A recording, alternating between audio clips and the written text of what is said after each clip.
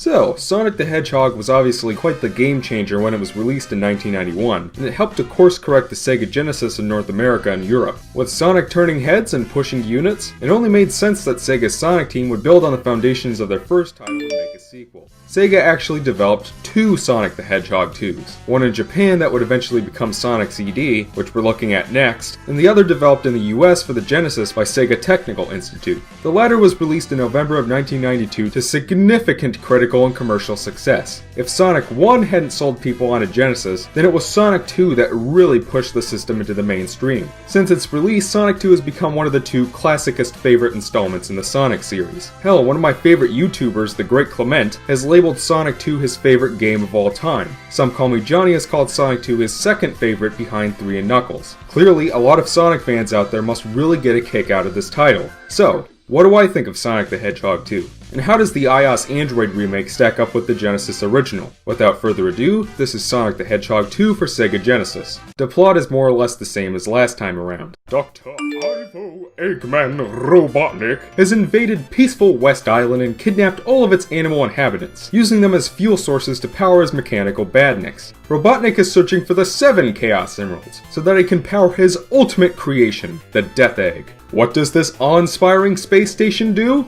Never explained. For all we know, it could just be a giant space disco ball and the good doctor just wants to bust a move. Sonic the Hedgehog and his buddy, Miles Tails Prower, set off to release their animal buddies from the Badniks, collect all the Chaos Emeralds, defeat the scientist, and destroy the Death Egg. Again, it's nothing too complicated, but at least Sonic 2 tries to raise the stakes a little from last time around. When it comes to the characters introduced in this game, I must say that I really do adore Tails the Two-Tailed Fox. As far as his characterization goes, I much prefer smart inventor Tails to baby talk Tails from the classic series in Sonic Heroes. Seriously, his voice actor in that game was just awful, but his characterization doesn't really affect Sonic 2's plot all that much. He does have a number of different backstories depending on which game or show you're looking at, but the basic gist is that Tails was somewhat of a depressed and lonely guy until one day he met Sonic, who was confident, in your face, and full of personality. Tails chased after him, and the two became really close friends. Tails found a sense of self-confidence he didn't have before, and Sonic got a one-of-a-kind buddy that'd follow him anywhere. It's quite the touching backstory, but Tails doesn't just exist for the purpose of putting a cute baby fox on the cover of the game. By the way, I must say that I think the Japanese artwork for these games is a lot better, much like with Streets of Rage. Frankly, I think the American artwork for Sonic 2 is kind of fugly, especially Robotnik's hyper-realistic giant face. But I seriously digress. Tails is actually a fully playable character. He doesn't really have any unique abilities, he's basically a yellow Sonic.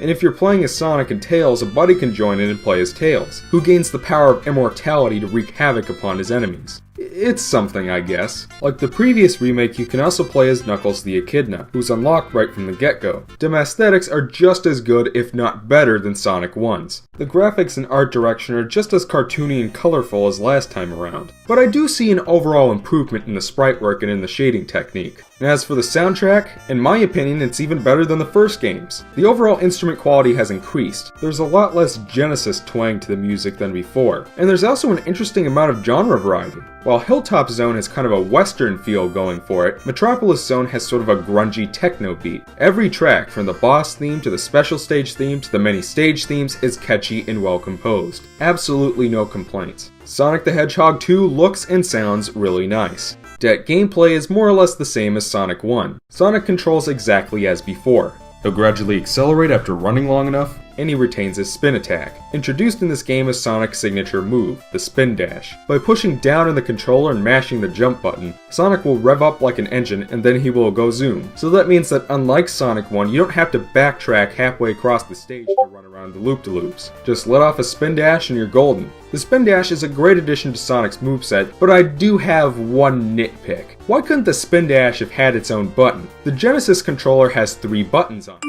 Instead of assigning the spin dash and the jump to 2 separate buttons, you have this counterintuitive button combination that first-time players won't think to try. And on top of that, you have to come to a complete stop to be able to use it at all. It can be kind of a pace breaker, honestly. You're struggling to get up a hill or something and you just want to tap a button and get a burst of speed. But instead you have to slowly bring Sonic to a stop, press down, mash the button, and then finally activate the spin dash. I prefer the way the spin dash was handled in Sonic Adventure 1 and 2, Sonic Lost World, and Sonic Generations, precisely because you can activate it with the push of a button while running. Regardless, it's something I'm willing to get over for the sake of enjoying this game. Not a huge deal, just not the design choice I would have made. Ironically, in the case of the mobile remake, I think the single button control scheme actually helps the experience more than it hinders it. The problem with touch controls in mobile action games is that without having the feel of a physical button under your finger, juggling your thumb between 2 or 3 buttons feels awkward and unnatural. So for everything to use a single button in the mobile version of Sonic 2 feels more comfortable than it would otherwise. It still annoys me that I can't spin dash on the fly, but if it improves the overall comfort of the touch control scheme, then I'm all for it. On to the locales. Sonic 2 has 11 zones, usually containing 2 acts each, at the end of which lies a face-off with the good doctor and one of his many killbots. The bosses are all pretty creative and fun to fight, by the way, with one glaring exception. While 2 acts may sound kind of short, Sonic 2 compensates by offering levels that are considerably larger than those of the first game. Because of this, Sonic 2 is a marginally longer game than the first. If you're playing the remake, you also have access to an exclusive level, Hidden Palace Zone, which you can enter by jumping into the infamous pit and Mystic Cave Zone. Hidden Palace was originally dummied out of the Genesis version due to time constraints, but Taxman and Stealth were able to finish the original level and even throw in a new boss fight to boot. It's a pretty cool addition. As far as the layout of these levels is concerned, they were definitely designed around Sonic's speed ability much more so than the first game. There are more loop-de-loops, more curved hills, more springs, more long stretches of slopes or pipes that exist just to give the player a fleeting sense of speed, and more speed boosters. Additionally, while Sonic had a special speed cap in the first game, this has been removed to allow the blue blur to accelerate to ridiculous degrees. While it's nice that the level design complements Sonic's abilities more so than before, it also introduces the overarching problem that Sonic would face